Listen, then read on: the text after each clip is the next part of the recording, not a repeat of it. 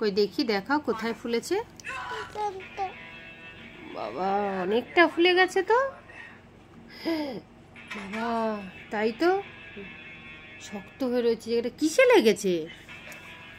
ঠাটুন উপরে যাচ্ছিল, আমিও যাচ্ছিলাম, পাশে সিলিন্ডারটা বসানো ছিল, আমি উঠতে পারিনি, ধাম করে পড়ে গেছে, পা পিছলে আর সিলিন্ডার লেগেছে খুব জোরে, আবার সেটা মাথায় লেগেছে, আর ঠাটুন আবার শুনেছে কিন্তু আজই না, দৌড়ে ছুটে। তাই আবার শুনেছে যে তোমার লেগেছে, তাও আসেনি ঠাটুন? না, দৌড়ে বা ছুটে। বাচ্চাদের একটু দেখে শুনে রাখতে হয় নাকি?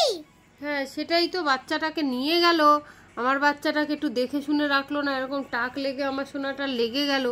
কালকে ঠাটুনকে আমি বলছি খুব ব্যথা, তাহলে একটা ওষুধ খাবে নাকি তুমি, ব্যথার ওষুধ? তাই? আর তুমি কি করতে গেছিলে ওই রোদের মধ্যে ছাদে, বলো একবার। আমি তো ছাদে উঠতে পারিনি, আমি এরকম যাচ্ছিলাম, আর এখান থেকে সিলিন্ডারটা বসেছে করে লেগেছে, আর এরকম ঠাং করে আবার ছুটছে, ঠাটুন চলে গেল নিজের মতো। আমি উঠে গিয়ে আয়না দেখি অনেকটাই ফুলে গেছে। হ্যাঁ তুমি তখন বললে তো আমি বরফ লাগিয়ে দিতাম, তখন তো তুমি আমাকে বলোনি না বাবা। আমি তো বলেছিলাম না, তুমি বলোনি যে সিলিন্ডারে লেগেছে। এখানটা দেখো নীল হয়ে রয়েছে গো, অনেকটা নীল হয়ে রয়েছে পুরো, এই যে দেখতে পাচ্ছ, তার মানে অনেক।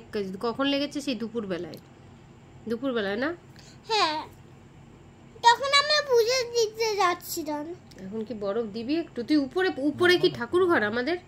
উপরে তুই পুজো দিতে যাচ্ছিলি তাহলে? না, ওখানে আমরা ফুল তুলতে যাচ্ছিলাম দিতে, আর পড়ে গেছে, সিলিন্ডারটা লেগেছে খুব জোরে। একটুখানি বরফ লাগিয়ে দেবো, তাহলেই ঠিক হয়ে যাবে।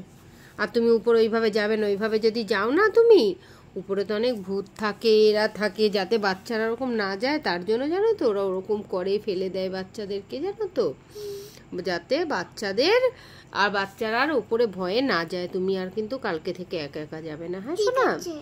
তুমি যদি মাকে ছাড়া যাও তাহলে এইরকম হবে, যে লেগে গেছে, ঠাটুন তোমাকে দেখেনি, চলে গেছে, তুমি বলেছো, তোমার দিকে কোনো খেয়াল করেনি, তাই না? তাহলে মায়ের সাথে যেতে হয়, পাপার সাথে যেতে হয়, তাই তো? তাহলে আর একা একা ছাদে উঠবে না। তুমি আন্টি নমিতা আসলে পরেও তুমি উপরে চলে যাও একা একা, এটা তো উচিত না, না? তুমি তো অনেক ছোট্ট, আমি তোমাকে বলেছি না, লোক ওরকম আর রাস্তায় একা একা যেতে নেই, রাস্তায় একা গেলে ছেলে ধরা আছে, অনেক বড় বড় লোক আছে যারা ধরে নিয়ে চলে যায়। ধরে নিয়ে গিয়ে জানো তো কি করে ওরা চোখ তুলে, তারপরে কত কিছু নিয়ে নেয়, নিয়ে জানো ওরা মেরে ফেলে। একদম যাবে না কিন্তু। আর রাস্তার কেউ খাবার দিলেও কিন্তু খাবে না, না, খাবারের মধ্যে অনেক কিছু মিশিয়ে দেয়, জানো? তোমার পেট খারাপ হতে পারে, শরীর খারাপ হতে পারে, তুমি অজ্ঞান হয়ে যেতে পারো। তখন কি করবে? যে অজ্ঞান হয়ে যাবে বস্তার মধ্যে ভরে নিয়ে ওরা চলে যাবে, জানো? তখন মাকে পাবে না, পাপাকে পাবে না, দিদিকে পাবে না, কাউকে আর খুঁজে পাবে না। তাহলে আর কখনো কারো কাছ থেকে কোনো খাবার নেবে না।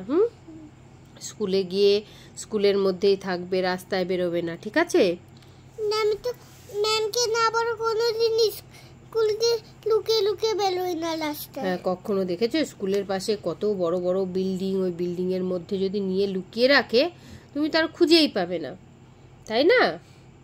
আর কোনোদিন কিন্তু করবে না, ঠিক আছে? আর কালকে ঠাটুন আসুক, তারপরে ঠাটুনকে বলছি, হ্যাঁ তুমি কি করে পারলে, এরকম লেগেছে আমার। জোরে লেগেছে, কিন্তু আওয়াজটা হয়তো অনেক জোরে, কিন্তু ঠাটুন নিজে আমাদের চলে গেছে, শুনতে পাইনি। তাই? আর দৌড়েছে, আমাকে ধরতেও পাইনি। ও, ঠাটুন ইচ্ছে করেই করলো এটা? ঠাটুন ইচ্ছে করেই করেছে তোমার সাথে? ঠিক আছে, কালকে আসুক। কিন্তু আমাকে তো ধরতেও পারে বা ছুটতে এসে তো আবার দেখতেও পারে কতটা লেগেছে। সেটাই তো, বাচ্চা মেয়েটার কতটা লেগেছে একটু দেখতেও পারলো না। ইস, ঠিক আছে চলো, আমি বরফ লাগিয়ে দেবো, ওষুধ দিয়ে দেবো, ঠিক হয়ে যাবে, ঠিক আছে?